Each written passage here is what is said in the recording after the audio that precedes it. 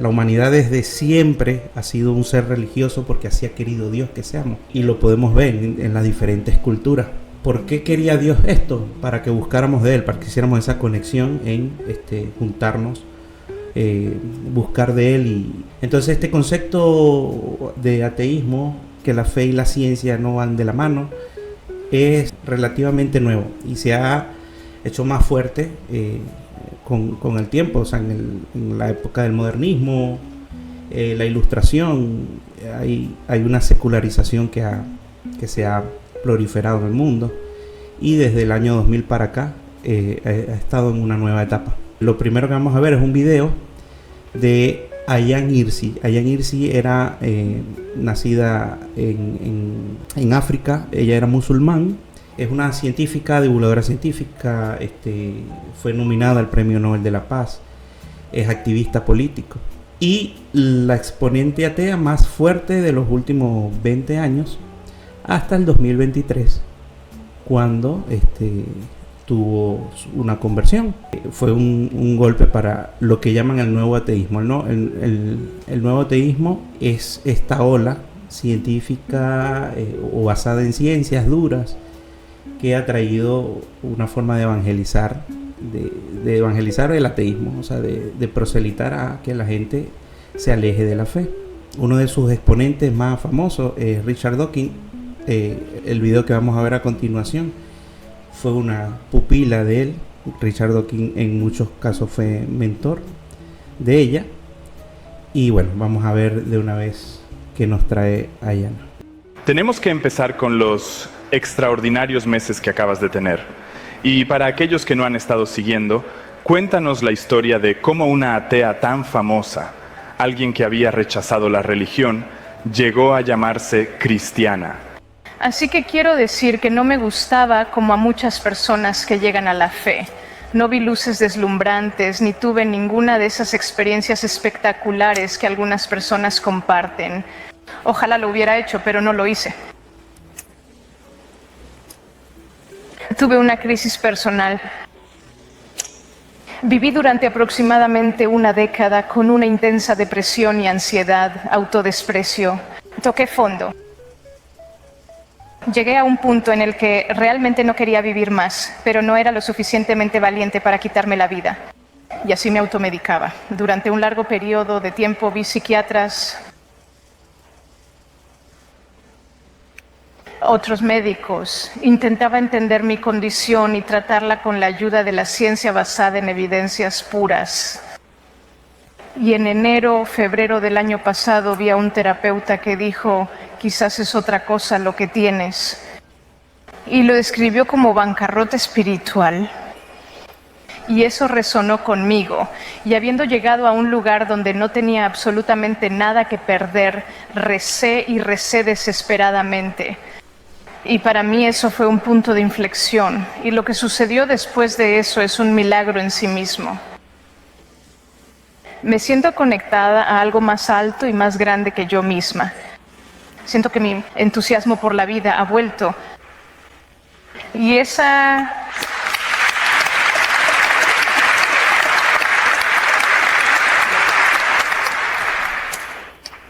experiencia me ha llenado de humildad, tengo que decir. Y es algo muy subjetivo, es extremadamente difícil de explicar. Estoy tratando de trabajar, ya sabes, entrar en los detalles granulares de cómo llegué allí en un libro. Pero esa es una historia corta, ya sabes, la historia más corta que puedo contar. Vamos a la reacción de Richard Dawkins porque... Esa es una historia personal conmovedora, pero llamarse cristiana es un poco diferente. Quiero decir, un cristiano tiene que creer en algo. Y quiero decir cualquier. Bueno, ahora vas a la iglesia y escuchas al vicario y te das cuenta de la cantidad de tonterías que dice. Quiero decir, ¿realmente te lo tomas en serio? Jesús es el Hijo de Dios. Jesús resucitó de entre los muertos. Jesús nació de una virgen. Y eso es parte del cristianismo. Así que creo que porque tú y yo nos conocemos muy bien, hemos sido amigos durante mucho tiempo y de hecho en algunos aspectos te considero un mentor. Diría que vienes de un lugar donde no hay nada. Y lo que me ha pasado es, creo que he aceptado que hay algo. Y cuando aceptas que hay algo, hay una entidad poderosa. Para mí, el Dios que me cambió, creo que lo que dice el vicario ya no suena absurdo, tiene mucho sentido. Y no solo tiene mucho sentido, también está cargado con la sabiduría de milenios. Y así como tú, me burlaba de la fe en general y probablemente del cristianismo en particular, pero ya no lo hago. Y de nuevo, ahí es donde entra la humildad. No parece, en 2024, después de que pasé por esa experiencia, no me parece absurdo. Y no lo es, no me burlo de ello. Creo que he llegado a arrodillarme para decir, quizás esas personas que siempre han tenido fe tienen algo que nosotros, los que perdimos la fe, no tenemos. Y las personas que tienen fe también, como la mujer que me dijo, bueno, has llegado, has intentado todo y has perdido la esperanza, has perdido la fe. Inténtalo. Estoy tartamudeando y tambaleándome para decir, solo estoy tratando de decir no es estúpido. De hecho, es inteligente y sabio. Quiero decir dos cosas diferentes. Tomemos primero el tema moral. El Islam es una religión desagradable. Creo que estamos de acuerdo en eso. Pero el cristianismo tampoco es tan agradable. Y cuando piensas en el cristianismo está obsesionado con el pecado. San Agustín dijo que todos heredamos el pecado de Adán. Bueno, por supuesto, él no existió, así que heredamos el pecado original. El pecado original bajó en el semen. Jesús no fue concebido con semen, por eso está libre de pecado. Su madre María también tenía que estar libre de pecado, así que tuvo que tener una concepción inmaculada. Todo esto es un disparate obvio. Todo esto es una tontería teológica. La idea de que la humanidad nace en pecado y tiene que ser curada del pecado por Jesús, siendo crucificado. Jesús siendo castigado por todos nuestros pecados. Es una idea moralmente muy desagradable. Estoy seguro de que debes estar de acuerdo con eso. Encuentro que el cristianismo está realmente obsesionado con el amor y que la figura, las enseñanzas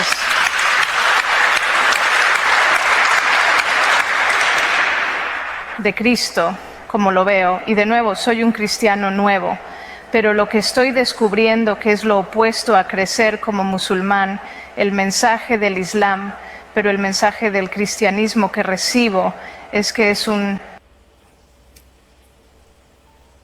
mensaje de amor, es un mensaje de redención y es una historia de renovación y renacimiento. Y así Jesús muriendo y resucitando para mí simboliza esa historia. Y de alguna manera sentí que había muerto y renacido. Y esa historia de redención y renacimiento creo que hace que el cristianismo sea en realidad una historia muy, muy poderosa para la condición humana y la existencia humana y el dolor del sufrimiento, pero también nuestro interior. El reconocimiento de lo que llamas pecado, pero quizás los defectos de carácter, que tanto el bien como el mal están ahí, pero que tanto el bien como el mal están en nosotros. Creo que esas enseñanzas en el cristianismo son mucho más poderosas y han llevado, creo, al florecimiento de la civilización occidental. Comparado con, digamos, crecer como musulmán, cuando me enseñaron que realmente la única manera de ser fiel es temer, miedo desnudo y tener estos conjuntos de obligaciones que básicamente obedeces. Y eso era mucho sobre el poder, sobre estar centrado en el fuego del infierno y todas estas otras cosas. Y así el cristianismo, como lo experimenté, te daré un ejemplo. Cuando era ateo y estaba recorriendo tanto los Estados Unidos como toda Europa, burlándome de los cristianos, burlándome de ellos, burlándome de la fe, como estás haciendo ahora, querido Richard, estaba caminando con 6 o 7 hombres en cualquier momento, protegiéndome, armados por cosas que dije que eran ofensivas para los musulmanes. Los musulmanes pensaban que eran ofensivas para ellos. Los cristianos me escribían cartas diciendo, sabes, vamos a orar por ti, estás equivocado. Y creo que eso solo define para mí la distinción entre el cristianismo en general, el cristianismo dominante y el islam dominante. Bueno, debo decir que nunca he conocido a un vicario que no me haya gustado. Quiero decir, siempre son personas muy agradables, pero sin embargo, las cosas en las que creen son un disparate obvio y tienes que aceptar todo el paquete, porque cuando hablaste de Jesús resucitando de entre los muertos, no crees que Jesús resucitó de entre los muertos, seguramente. Elijo creer que Jesús resucitó de entre los muertos. Eliges creerlo. Y eso es una cuestión de elección, y es una cuestión, creo, que tiene que volver a si hay algo o no hay nada. Y creo que empiezas con que no hay nada. Y sí, durante años estuve de acuerdo contigo, no hay nada. Pero si llegas a la idea de que podría haber algo mucho más poderoso que nosotros, algo que causó todo lo demás, entonces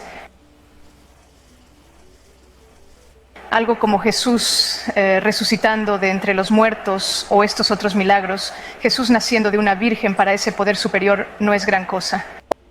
Bien. Es interesante ver cómo tocan ese caso central, ¿no?, de Jesús crucificado, muerto y resucitando de entre los muertos. Y profundizar en estas cosas, leer sobre esto, puede hacer que llegue a ser más fuerte y más firme la fe. No se trata de un racionalismo, se trata de tener este don de la sabiduría del Espíritu Santo, de hacer de este conocimiento que te llene, que te inspire, que te lleve, así como ella dice elegir creer, ¿no? Y bueno, allí estaba ella debatiendo, tenían una conversación, un diálogo con Richard Dawkins, que es el mayor exponente ateo hoy en día. A partir de 2006 se acuñó el término nuevo ateísmo a este tipo de ateísmo, ¿no?, que busca proselitar y se basa en cosas como lo que pasó en el 2001, ¿no?, con el 9 de septiembre, que acusan a las religiones, incluyendo la cristiana, de traer mal al mundo, de hacer caer edificios, explotar gente, o sea, es todo este tipo de cosas para justificar, ¿no?, atacar la fe cristiana. E incluso se acuñó un término de los 4 jinetes del no apocalipsis, que eran Richard Dawkins, el que vieron allí, Christopher Hitchens, Daniel Dennett y Sam Harris, que todos ellos son filósofos, escritores. Richard Dawkins es científico y divulgador científico, es un biólogo. Recuerdo que en 2019 dijo en CNN Chile que le encantaría ver la muerte de la Iglesia Católica.